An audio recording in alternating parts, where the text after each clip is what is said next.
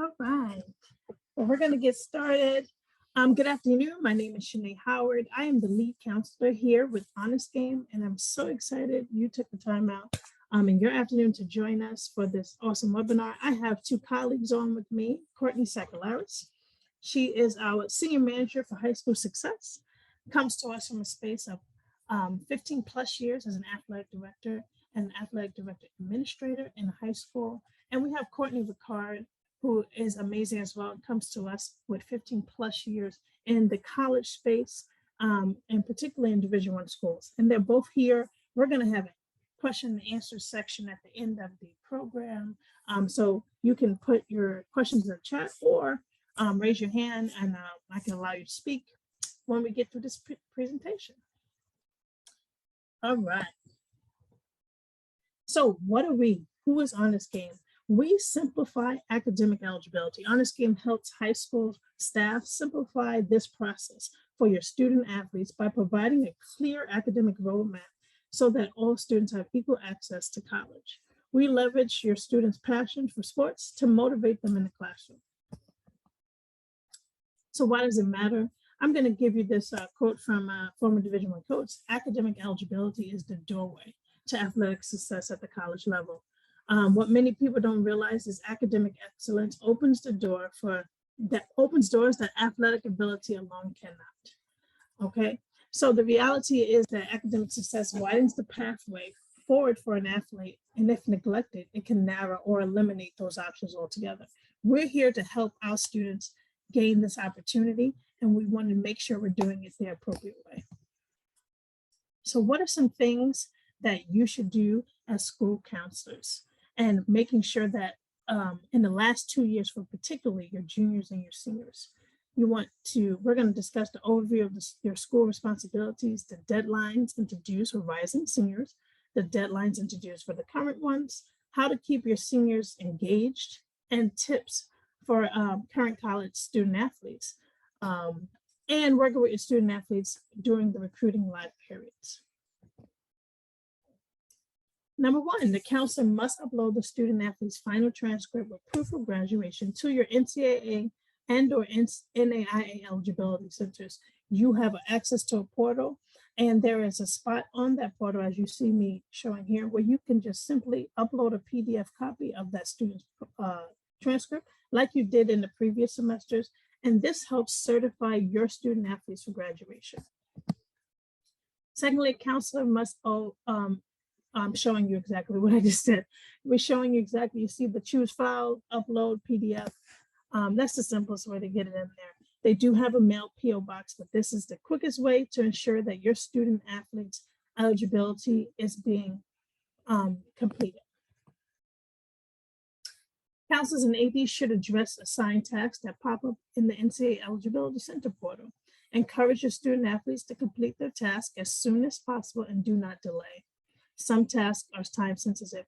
And I'll stay here because we know how our students are. Sometimes they don't tell us, and sometimes the NCAA will email the student athlete particular tasks that you may not see as a school and overall. So you want to make sure that you are asking them, encouraging them to let you know, and then also reminding them to complete those tasks as soon as possible. You want to help your students navigate. Can you hear me? I have a panelist that says they can't hear. Okay, awesome. All right, we want to help students navigate their NCAA and or NAIA eligibility center portal, as college coaches may need screenshots of information about their account. So in this recruiting process, sometimes the college coaches may ask for particular things to help that student athlete navigate some portions of filling that out. So you want to be there to assist with them. Sometimes it's about their grades or what they're inputting in the system, and they may ask for screenshots. So you want to be there to help. And then submit fee waivers for those students who qualify. You know, applying to these eligibility centers is costly. For a domestic student, the cost is $90. But many of our students may qualify for the fee waiver, and it's a simple click of the button in the portal that you are the only one who has access to that.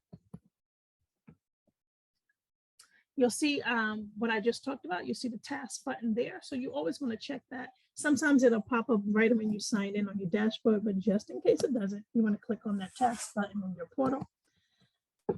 So how can we keep our rising seniors on track? We want to make sure juniors have the appropriate courses to make sure they meet that 10-7 rule before their 7th semester in high school or their senior year. And this 10-7 means 10 core courses must be completed prior to that student's 7th semester, and 7 of them must be English, math, or science.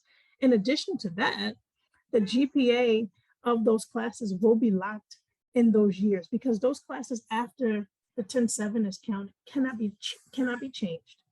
So what you want to do is make sure the juniors are in those appropriate courses, and if they're not, or if they don't quite have the GPA that's needed, you're helping assist them with the summer school courses that can help improve their GPA and or get them the 10-7 role that they need. The NCAA will use the summer of the student's junior year or their 3rd year in high school to help them reach that 10-7. So you want to assist with course retakes, like I said, to help them improve their GPA if needed.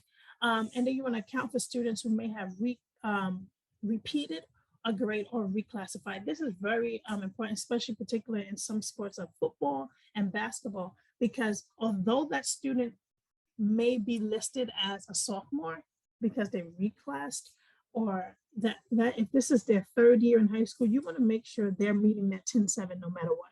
The NCAA will only count their academic eligibility from the first time they enter 9th grade, no matter if they repeated 10th grade or 11th grade or not. So they still have to follow the appropriate timeline for D1, for Division I student.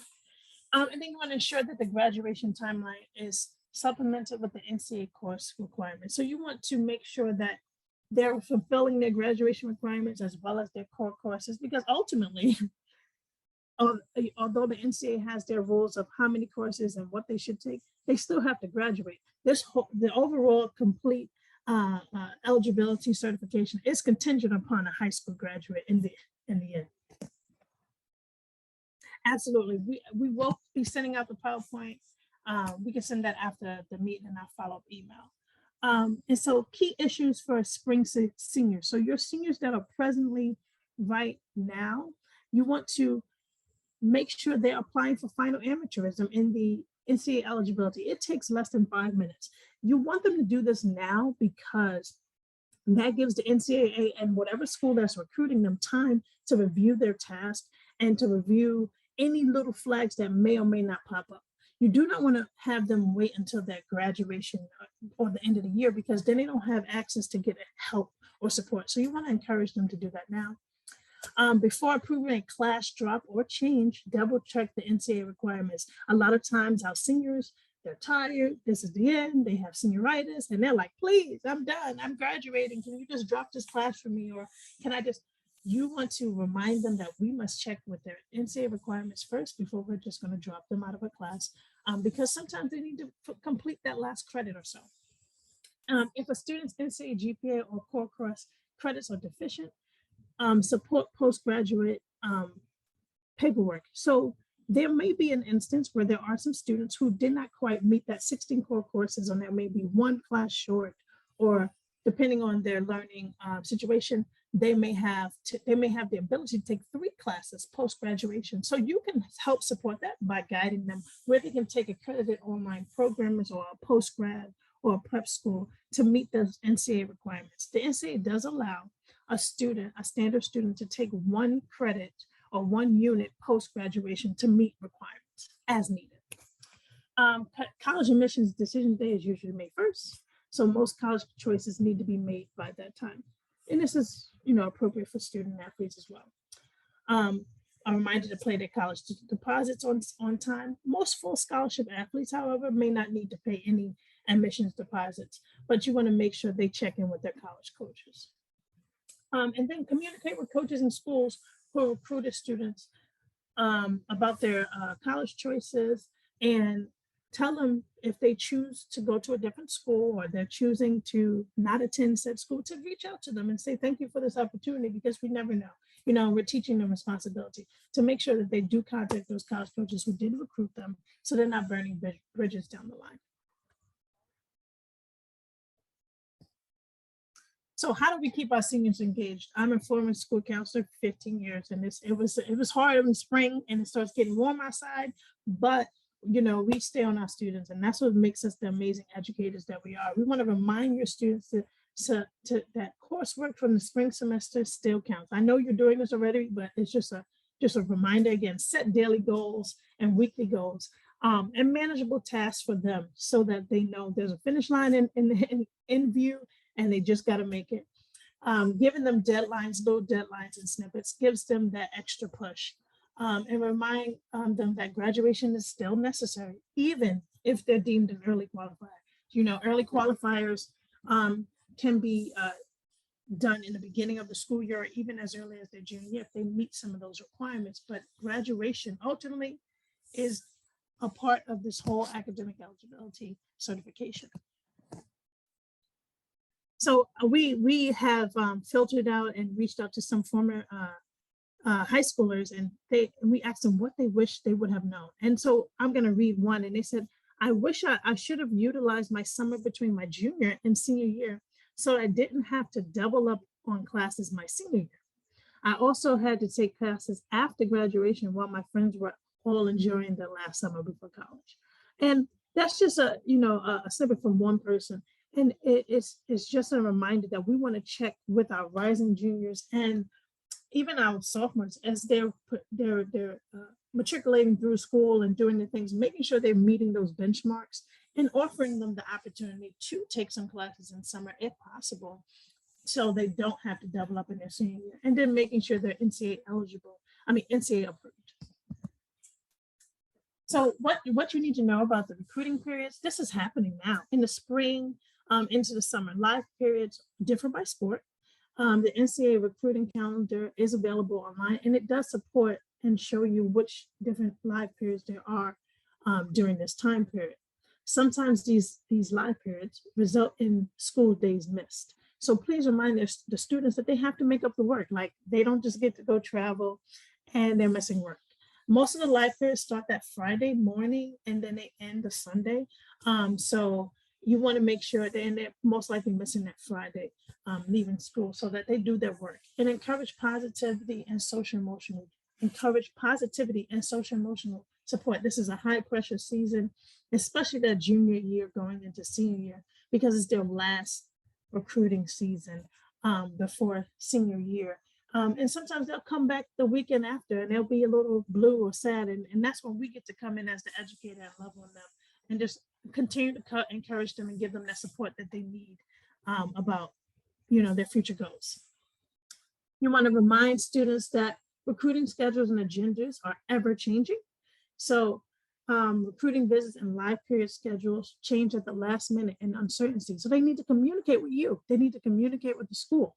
So if they're going on an official visit, or if the recruiting the calendar changed or anything like that, just encouraging them to recruit. And I encourage you to print out those live periods so you kind of have an idea. And live periods aren't just for athletic evaluation. Ensure that your students are ready to speak to their academics, their academic eligibility, and have their transcript or their HONESTGAME care plan on file ready to show a coach. So if they have a copy of their transcript or their HONESTGAME care plan, they're going on visits or they're going into these live recruiting visits. This is helpful in the recruiting process.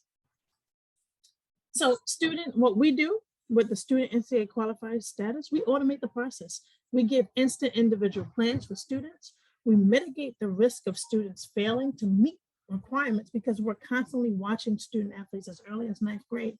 And we drive learning outcomes and educate on best fit opportunities and students regardless of their athletic ability. So all of our data is secure and private. We also do NCAA course audits and portal maintenance. We ensure your school portals and administration are up to date and with the appropriate courses. So we ask the questions, are all your courses approved? Should you have course weight for your AP or honors courses? Is your grade scale weighted or unweighted? Credit recovery courses, are they approved or not? Do you use a virtual learning platform? Making sure those non-traditional courses are approved by the NCAA. And if you offer if you offer summer school. So we help with that whole process. We want to take that load off of your plate and help you navigate this with the NCAA. So if you do have those questions, we are here to help you. These individual eligibility reports look like this. So we're very visual. Athletics as a whole is a visual sport, and so is education to an extent. And we want to be able to show students, parents, any of those key stakeholders, this is the report of your student athlete, and this is what they have to offer. We have comprehensive school dashboards. So you as the administration, as the school counselor, get to see all your students on the platforms and see where they are. And we use this color-coded system. Green means they're good to go. Red means, oh, there's some red flags, we need to take a look. And yellow means they're right in between. And so that color coding system we use throughout our dashboard to give you insight into their eligibility. We also can run reports on the average GPA for the NCAA, how many percentage of your students are NCAA eligible for D1, D2, and NAIA. We can make any reports that are needed towards the end of the year for your school as well. And what we do, we cover the student athlete, all the key stakeholders, the counselor, the family, the athletic director, and the coach. We know it makes up a whole team that surrounds that student athlete to lead them to success. So we give you access through our dashboard to enable you to do that. We are what we like to call your in-house academic eligibility specialist. So we're going to save you time. We're going to improve your student academic outcomes. We are your academic compliance. We are the industry leading in that. We're going to manage your student rosters through our HONESTGAME platform, and we're going to support you as athletic administrators, counselors, coaches with educational content of recruiting and eligibility. And we're going to assist with you with the NCAA portal management. We know it can be another daunting task, but because this is what we do every day, we will gladly take that off your hands.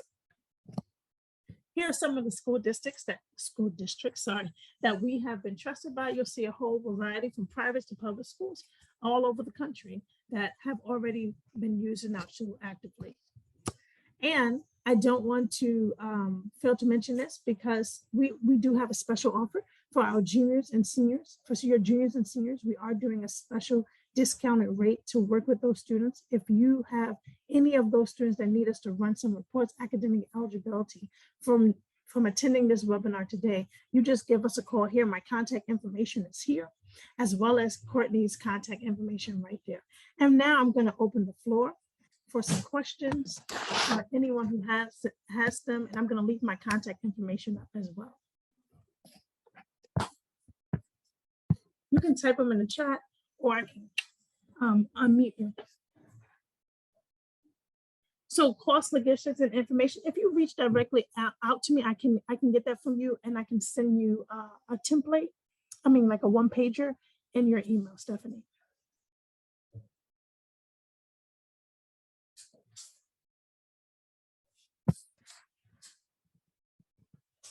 It's based on the students you choose to register. It varies between schools. So someone asks if cost based on enrollment is some schools give us all their students, and some give us their student athletes. So again, that generally speaking, it can be based on the school size or the amount of students you do. And we go, the cost is an average, a couple of dollars a student. Hey, I'm going to throw one in. I got one right to the panelists about how often should school administrators be going into their NCAA portal and updating. And we always say, yearly would be ideal, but you may have more times throughout your academic year where it's necessary to go into the portal as a school administrator or as the portal liaison from your school to the NCAA and update items. So for instance, if courses change names, if you add new courses to your curriculum, those are all instances where you need to go into the portal and submit those courses. If you change grading scales, there's a lot of things that we see, and because again, like as Shanae said, this is what we do every day, and we're working with high schools throughout the country. There's just a lot of times when sometimes it might just be a mistake. This morning I was working with a high school where Algebra 1 was in there, but Algebra 2 was not. And it was just an oversight accidentally, but any student athletes at that school will not get credit for that entire year of Algebra 2. So I would say definitely every year to go in and take a once over, but definitely anytime that you have some change to your curriculum throughout the year, do that. What would be best practices also is when you log into your portal on the Eligibility Center website, if you have any of those key grading systems that Shanae spoke about, if you have a credit recovery program, if you partner with a virtual school and you want to put that in there, the more information, the better for the NCAA. And so that's really makes it easier for your student athletes, but also makes it easier for you as athletic directors and counselors. Your jobs are way too taxing to have to do all that minutia.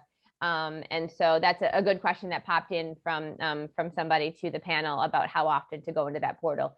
And that's where it's great to utilize HONESTGAME, because we do all of that work for you. We take that lift.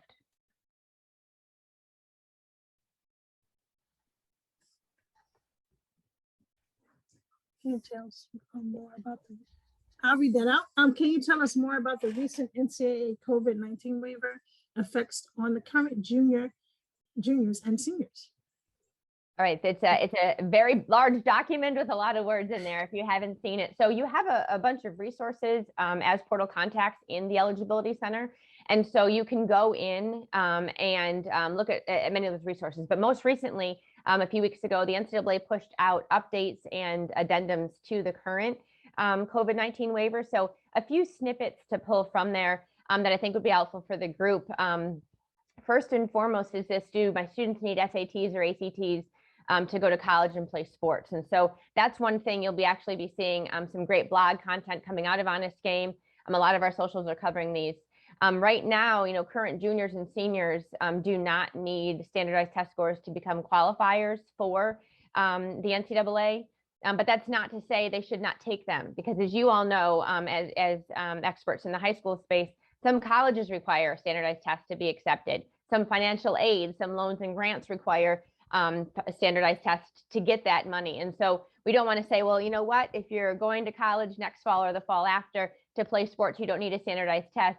That's definitely not the case, because you may need it nuanced for other items. But to be a qualifier, those test scores are waived. One point of confusion that we've seen is, well, what should I be telling my freshmen and sophomores at this moment? Will they need standardized test scores? And that actually has not been confirmed by the NCAA yet. They'll be voting on that in January of next year. And so we're tracking on that. We're watching all of the legislation that comes out of the NCAA. But at this moment, a decision has not been made to extend the COVID-19 waiver of standardized test scores. So that's definitely a large snippet. The other item is regarding the pass-fail grades during these COVID years, where education just really kind of been really taxing on students and the staff that are in the high schools. So what the NCAA has decided about COVID passes or courses that have been deemed pass-fail that were taken between the years of 2020, actually all through 2023, really. But those academic years, if your high school has indicated that they're using a pass-fail system, the student athletes at your school will still get credit for those courses towards their 16 core, but they will not get a grade applied to it if that pass grade of a 2.3 that the NCAA has given it would hurt them. So if they're an A student and they have a whole semester of passes, the NCAA will say, yes, we can count those courses towards your 16 core. It's just we will not put in a 2.3 GPA for those courses, because it actually would hurt their GPA. But for some students that you're working with, a 2.3 will actually help. And so they'll get those courses and a kind of a fake 2.3 GPA put on those courses that they have taken during these COVID times. Those are the two key nuggets, I think, that have really come out of the COVID-19 waiver, automatic waiver. But we definitely will be trying to educate as much as possible, and would love to be able to work with your high schools or your counselors if you have more questions about that. It's a pretty robust document, but we'll be really educating about each of those pieces moving forward. I don't see any more questions. I'm looking, and I definitely want to honor your time. For those who said, we did say 30 minutes, and we love giving the gift of time back. We're shy just a couple of minutes. So we definitely want to enjoy your days. And if you have any questions or want to find out more about our product, please email us. We also will be sending out, I did see some emails in the chat. We will send out the PowerPoint to you. So thank you again for taking out time to attend this webinar. And we look forward to connecting with you soon.